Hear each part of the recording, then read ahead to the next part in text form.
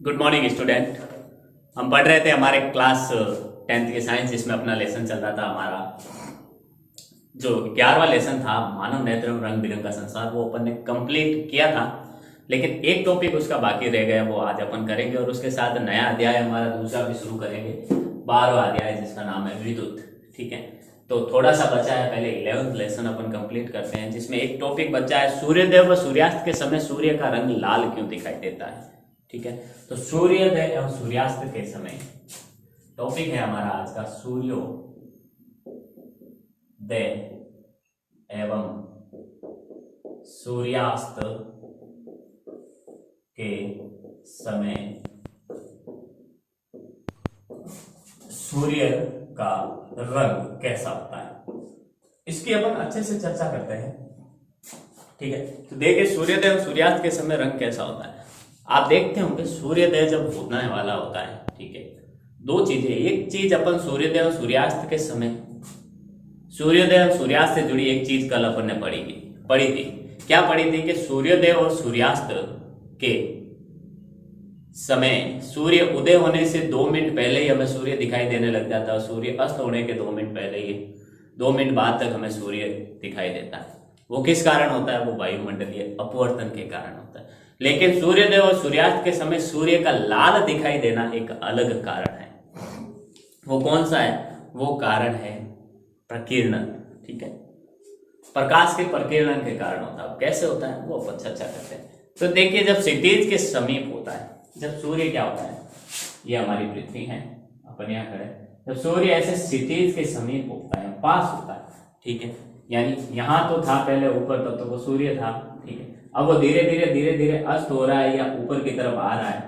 ठीक है, तो जब वो क्षितिज के समीप होता है, यानी एक धरातल के समीप होता है, ठीक है, क्षितिज के समीप स्थित सूर्य से आने वाला जो प्रकाश हमारे नेत्रों, आंखों तक पहुंचने से पहले पृथ्वी के वायुमंडल के वायु की मोटी परतों से गुजरता है, वायुमंडल की मोटी परतों से गुजरता है। तो क्षितिज, तो ये जो सूर्य, अपन यहां पर खड़े हैं, ठीक है, तो ये जो प्रकाश है ना, ये हमारे आंखों तक आने से पहले क्या करता है, वायुमंडल यहाँ पर जो है उसके मोटे कणों से, परतों से गुजरता है। ठीक है, तो देखिए क्षितिज के समीप स्थित सूर्य, क्षितिज के समीप स्थित सूर्य, क्षितिज के समीप स्थित सूर्य से आने वाला प्रकाश, सूर्य से आने वाला प्रकाश क्या करता है, प्रकाश हमारे नेत्रों तक पहुंचने से पहले, प्रकाश हमारी आंखों तक, कर लेते हैं सिंपल सी लैंग्वेज में, आंखों तक पहुंचने से पहले क्या होता है, हमारी आंखों तक पहुंचने से पहले पृथ्वी के वायुमंडल की वायु की, पृथ्वी के वायुमंडल की मोटी परतों से होकर गुजरता है, मोटी परतों से होकर गुजरता है, मोटी परतों से होकर क्या करता है, वो गुजरता है। ठीक है, जब ये मोटी परतों से होकर गुजरता है, ठीक है, तो ये शाम की क्षितिज के समय की बात है, सूर्योदय होते टाइम, और क्या होता है, सूर्यास्त के समय की बात कर रहे हैं अपन, पूरे दिन की बात नहीं कर रहे हैं। तो सूर्य जब दोपहर में होता है तो उसका सीधा प्रकाश हम पे पड़ता है, तिरछा प्रकाश नहीं पड़ता, सीधा पड़ता है, तो एकदम सीधा हमारे पास आता है, तो किसी भी प्रकार का प्रकीर्णन की घटना नहीं है। जिसमें क्या होता है, नीला और बैंगनी रंग का प्रकाश ही बहुत थोड़ी मात्रा में प्रकीर्णित होता है। दोपहर के समय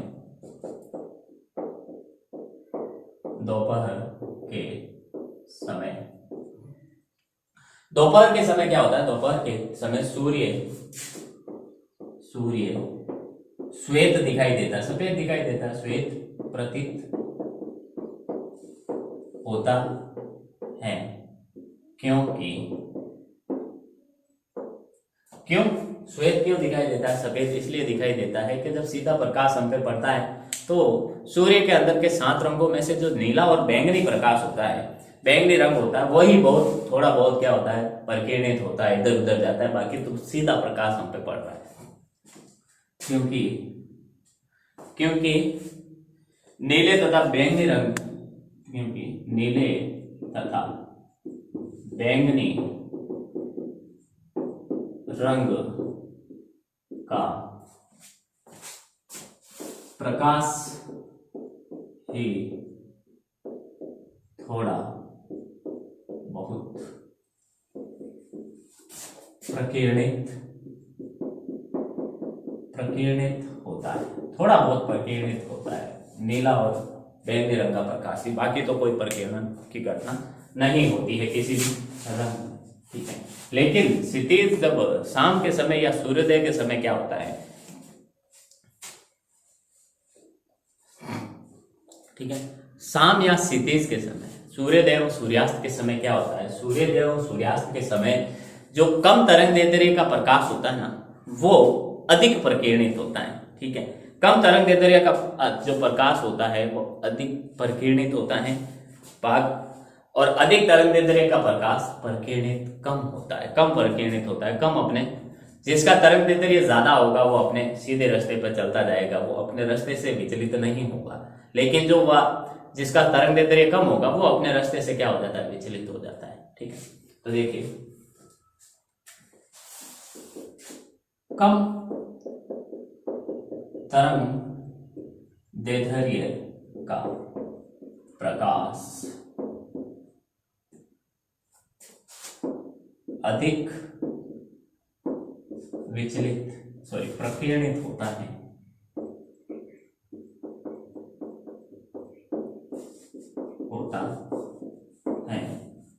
जबकि अधिक तरंगदैर्ध्य का प्रकाश कम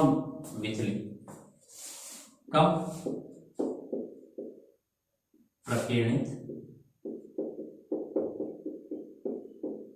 होता है, कम प्रकीर्णित होता है, ठीक है।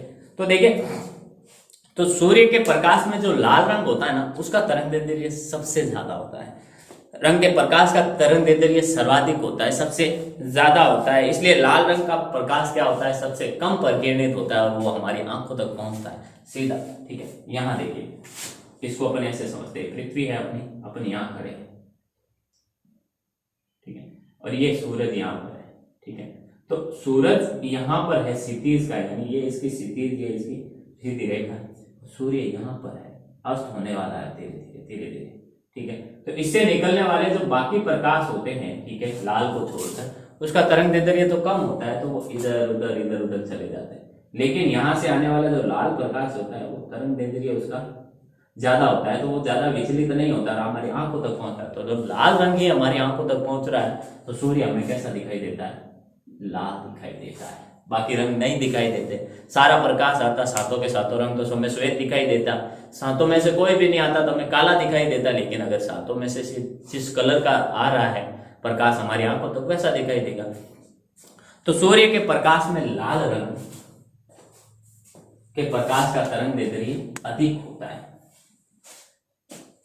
इसलिए इसका सबसे कम प्रकीर्णन होता है। सूर्य के प्रकाश में लाल रंग के प्रकाश का तरंगदैर्ध्य सर्वाधिक होता है,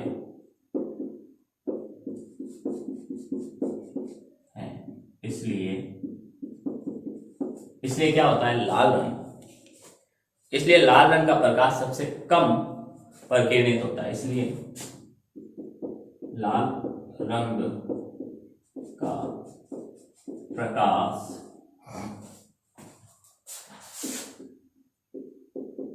सबसे कम प्रकीर्णित होता है। इसलिए लाल रंग का प्रकाश क्या होता है, सबसे कम विचलित होता है अपने रास्ते से और सीधा सीधा गति करके हमारी आंखों तक पहुंचता है तथा हमारी आंखों तक पहुंचता है, विचलित होता है तथा हमारी आंखों तक पहुंचता है, हमारी आंखों तक पहुंचता है। जिससे क्या होता है, जिससे सूर्योदय व सूर्यास्त के समय क्या होता है, सूर्य का रंग रक्ताभ लाल दिखाई देता है। जिससे सूर्योदय एवं सूर्यास्त के समय सूर्य का रंग लाल दिखाई देता है, लाल दिखाई देता है। ठीक है, लाल दिखाई देता है अर्थात होता क्या है कि सूर्योदय व सूर्यास्त के समय सूर्य का रंग लाल दिखाई देने का कारण क्या होता है, प्रकाश का प्रकीर्णन के कारण दिखाई देता है। तो सूर्योदय अर्थात इसका अर्थ क्या हुआ कि अर्थात सूर्योदय व सूर्यास्त के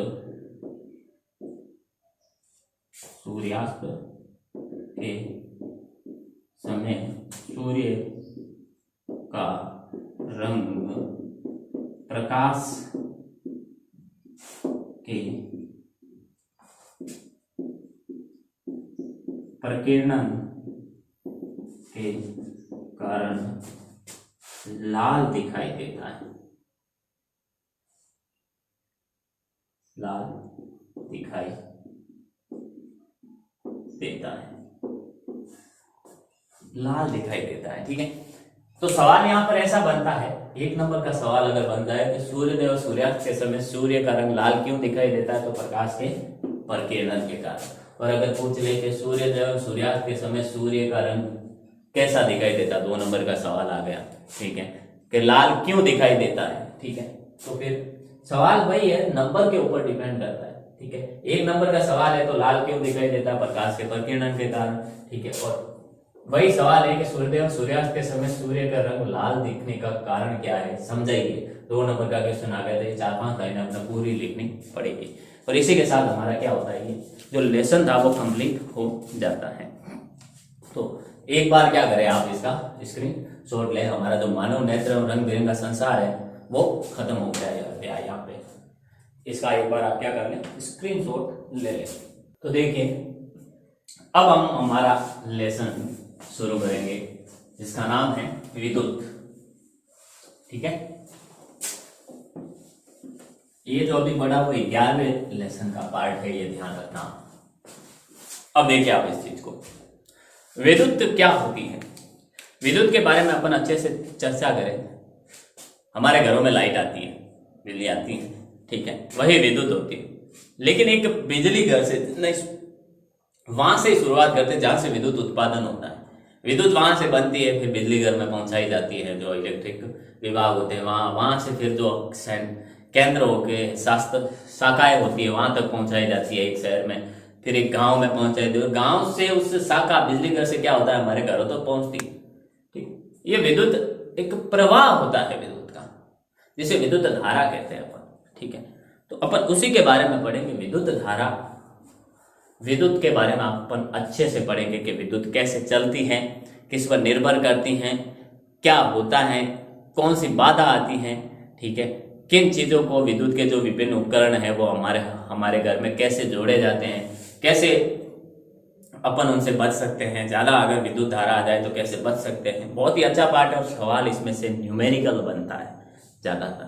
ठीक है, न्यूमेरिकल सवाल कौन सा होता है, ऐसे सवाल जो गणित के टाइप के वो सवाल बनते हैं। तो इम्पोर्टेंट है, अच्छे से पढ़ेंगे अपन। थोड़ा बहुत टाइम लग सकता है इसमें, लेकिन पढ़ेंगे पूरा अपन अच्छे से। विद्युत धारा और परिपथ, सबसे पहले विद्युत धारा क्या होती है और परिपथ क्या होता है उसकी चर्चा करेंगे अपन। तो देखिए, विद्युत धारा एवं विद्युत धारा परिपथ क्या होती है? तो देखिए, जो विद्युत आवेश होते हैं या इलेक्ट्रॉन होते हैं, इलेक्ट्रॉनों के प्रवाह की दर को अपन विद्युत धारा कहते हैं। आवेशों के प्रवाह की दर को विद्युत धारा कहते हैं। विद्युत आवेशों या इलेक्ट्रॉन या फिर क्या होता है,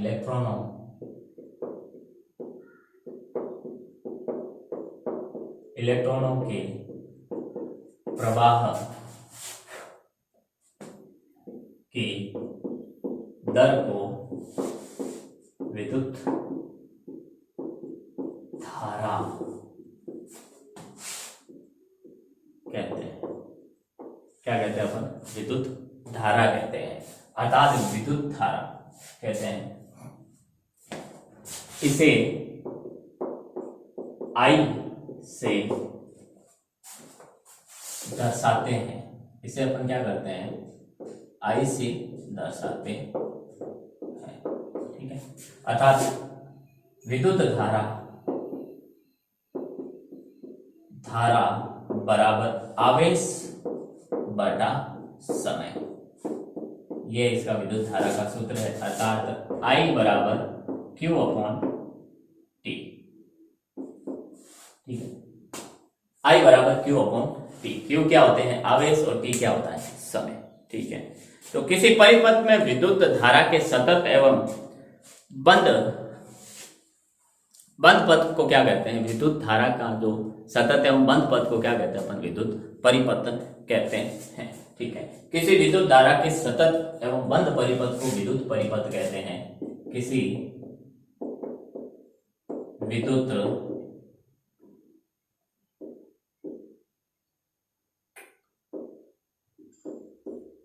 विद्युत धारा के सतत एवं बंद परिपथ को विद्युत परिपथ कहते हैं। विद्युत परिपथ कहते हैं, ठीक है। सतत एवं बंद परिपथ को क्या कहते हैं? अपन विद्युत परिपथ कहते हैं, ओके। यानी एक जैसे परिपथ है अपना, परिपथ कई प्रकार के, ये बल्ब अपने जुड़ा हुआ है, बल्ब, ये अपना एक स्विच है जिसमें अपन का ये जो स्विच है, बटन है, जिसे स्विच ऑन करते हैं। ऑन करते क्या होती है? यहाँ से धारा प्रवाहित होती है, इसके अंदर से जाती है और वापस यहाँ आके मिलती है, ठीक है। यहाँ आके मिलती है, तब जाकर क्या होता है? ये परिपथ पूरा होता है। एक विद्युत धारा इसमें से लगातार चलती रहती है, ठीक है, जिसे अपन सतत है। ये पूरा बंद है, यहाँ से शुरू हुआ और ये यहाँ कर खत्म हुआ, पूरा बंद है, ठीक है। तो इसीलिए ये क्या कहलाता है? ये विद्युत परिपथ कहलाता है, जिससे बल्ब जलता है, ठीक है।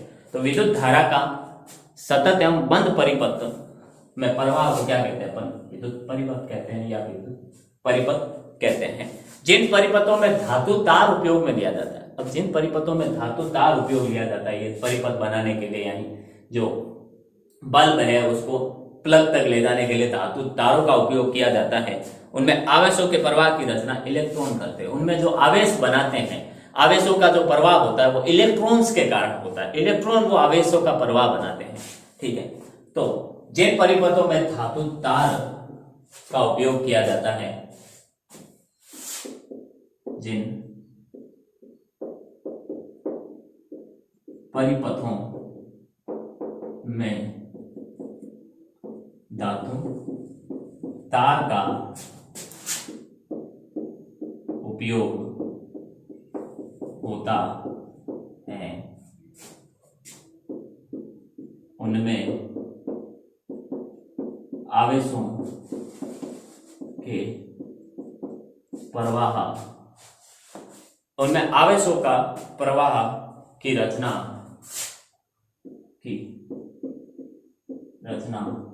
कौन करते हैं? इलेक्ट्रॉन करते हैं।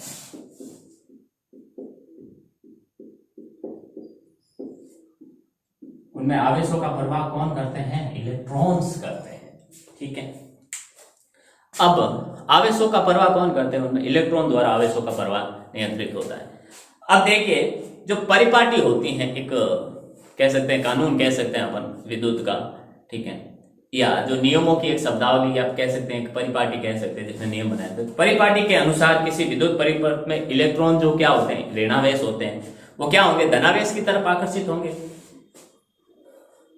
तो इलेक्ट्रॉनों का प्रवाह माइनस से प्लस की तरफ होता है, यानी ऋणावेश है इलेक्ट्रॉन, इसलिए वो प्लस की तरफ भागेंगे। तो इलेक्ट्रॉनों के प्रवाह की दिशा के विपरीत क्या होता है, विद्युत धारा का प्रवाह होता है, विद्युत धारा का प्रवाह होता है। परिपाटी के अनुसार, परिपाटी के अनुसार किसी विद्युत परिपथ में, किसी विद्युत परिपथ में, किसी विद्युत परिपथ में इलेक्ट्रॉन जो ऋणावेश होते हैं के प्रवाह की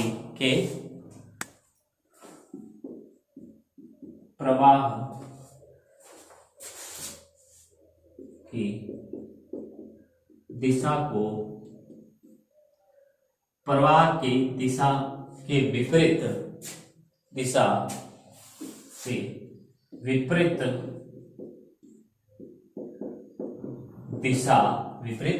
दिशा को विद्युत धारा की दिशा माना जाता है। दिशा के विपरीत दिशा को विद्युत धारा की दिशा माना जाता है,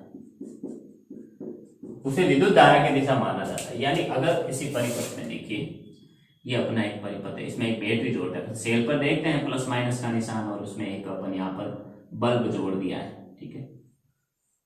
अब जैसे स्विच ऑन पे ये माइनस का होता है, ये प्लस का होता है। बैटरी देखते हैं, एक सेल देखते हैं जिसमें प्लस और माइनस का निशान। तो इलेक्ट्रॉन क्या होते हैं, माइनस से, इलेक्ट्रॉन इस तरफ गति करते हैं, माइनस से प्लस की तरफ जाएंगे, यहां से घूमते हुए, ठीक है। तो इलेक्ट्रॉन की दिशा के विपरीत क्या होती है, विद्युत धारा की दिशा होती है। इलेक्ट्रॉन अगर इधर से इधर जा रहे हैं तो विद्युत धारा की दिशा किधर होगी, इस तरह। ये तो विद्युत धारा कैसे जाएगी, इस तरह। और इलेक्ट्रॉनों का प्रवाह किस तरफ है, ये इस तरह, ठीक है। इलेक्ट्रॉनों के प्रवाह के विपरीत दिशा में क्या होता है, अपने किसका प्रवाह होता है, विद्युत धारा का प्रवाह होता है। स्प्रिंग तोड़ लिया इसका।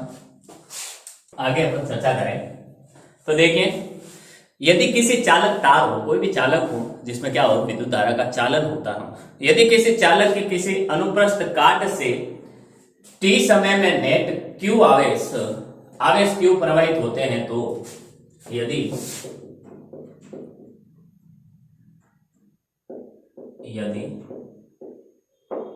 किसी चालक के अनुप्रस्थ काट से t समय में नेट आवेश q प्रवाहित होते हैं, तो विद्युत धारा I बराबर क्या होगा, I बराबर Q/T होता है, पहले देख चुके अपन, ठीक है। Q/T होता है। तो विद्युत आवेश का जो ये विद्युत आवेश Q है, उसका आवेश का ऐसा ही मात्रक होता है कूलम, जो लगभग 6 × 10⁻18 इलेक्ट्रॉन के आवेश के तुल्य होता है, ठीक है। विद्युत आवेश का SI मात्रक कूलम C होता है, जिसका जो 6 × 10⁻18 इलेक्ट्रॉनों के आवेश के तुल्य होता है। इलेक्ट्रॉनों के आवेश के तुल्य होता है, अर्थात कहने का मतलब अपना यह निकलता है कि ऐसा ही मात्रक कूलाम जो होता है वो 6 × 10⁻18 यानी 6 के पीछे 18 जीरो लगे और उतने इलेक्ट्रॉन संख्या में इलेक्ट्रॉन पर जितना आवेश होगा वो एक कूलाम आवेश पर होता है, एक कूलाम पर होता है। ठीक है, तो देखिए विद्युत धारा का मात्रक क्या होता है? एम्पियर होता है। विद्युत धारा का ऐसा ही मात्रक एम्पियर होता है। ठीक है, जिसे एक फ्रांसीसी वैज्ञानिक आंद्रे मेरी एम्पियर के नाम पर रखा गया। ठीक है, विद्युत धारा का ऐसा ही मात्रक एम्पियर होता है, जिसे एक फ्रांसीसी यानी फ्रांस के वैज्ञानिक आंद्रे मेरी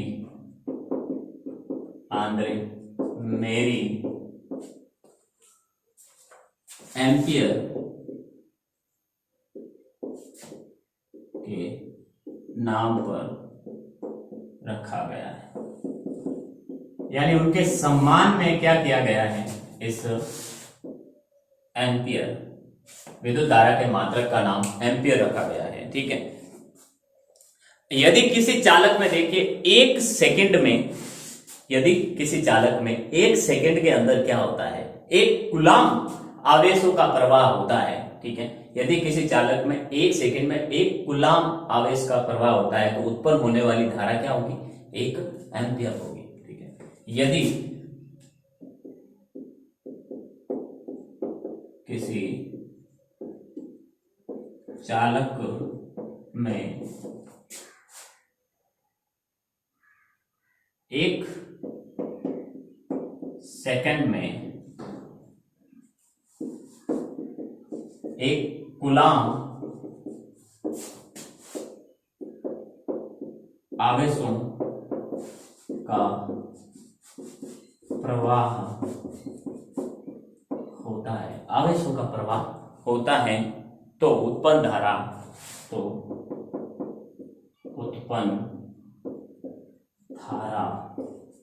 क्या होगी? 1 एम्पियर होगी। नोट बना के लिखना इसको। ठीक है, ये नोट है। सवाल पूछा जाता है 1 नंबर में, 1 एम्पियर धारा क्या होती है, 1 एम्पियर क्या होता है, 1 एम्पियर धारा क्या होती है, तो उसके बारे में अपन को ये लाइन लिखनी पड़ती है। ठीक है, तो आई बराबर, तो 1 एम्पियर बराबर क्या होगा? 1 कूलाम अपन आवेश ले और 1 ही सेकंड लगे। 1 कूलाम आवेश क्या हो? 1 सेकंड के अंदर प्रवाहित हो तो वह 1 एम्पियर धारा के बराबर होता है। ठीक है, अब इसके 1 एम्पियर धारा के कई छोटे मात्रक भी, जैसे 1 मिली एम्पियर अपन ले। 1 मिली एम्पियर किसके बराबर होता है? 10 की घात माइनस 3 एम्पियर के बराबर होता है। ठीक है, और इसी तरह 1 माइक्रो एम्पियर बराबर 10 की घात माइनस 6 एम्पियर, 10 की घात माइनस 6 एम्पियर के बराबर होता है। ठीक है, आगे देखिए, एक बार स्क्रीनशॉट ले लिया आप इसका।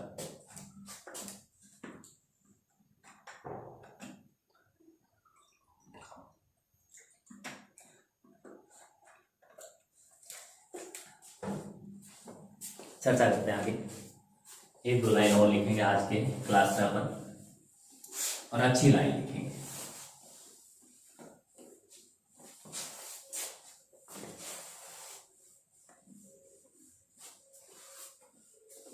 ठीक है, देखिए विद्युत धारा मापने का जो यंत्र होता है, किसी परिपथ में, ठीक है, किसी तार में कितनी धारा बह रही है उसको मापने का एक यंत्र होता है जिसे एमीटर या अमीटर कहा जाता है। ठीक है, विद्युत धारा मापने के यंत्र को अमीटर या एमीटर कहा जाता है। यह अमीटर या एमीटर विद्युत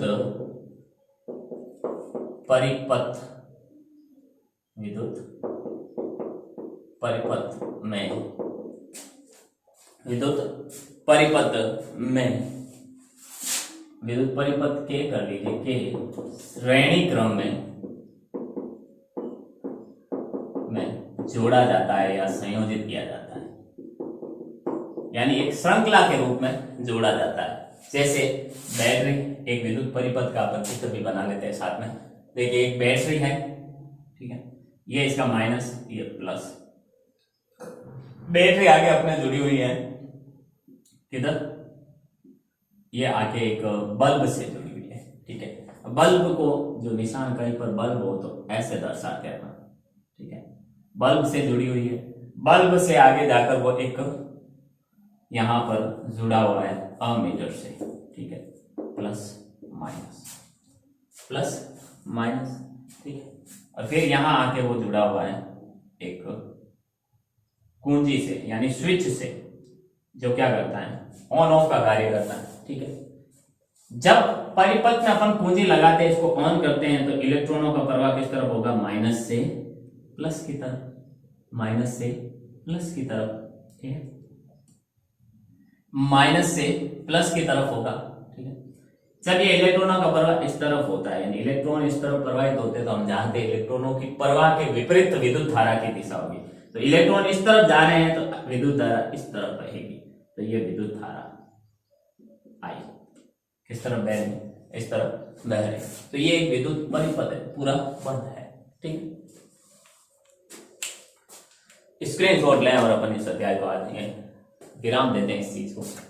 उम्मीद करता हूं अपना जो लास्ट पिछले लेसन का एक सूर्योदय और सूर्यास्त के समय सूर्य का रंग लाल क्यों दिखाई देता, वो भी आपको समझ में आया होगा।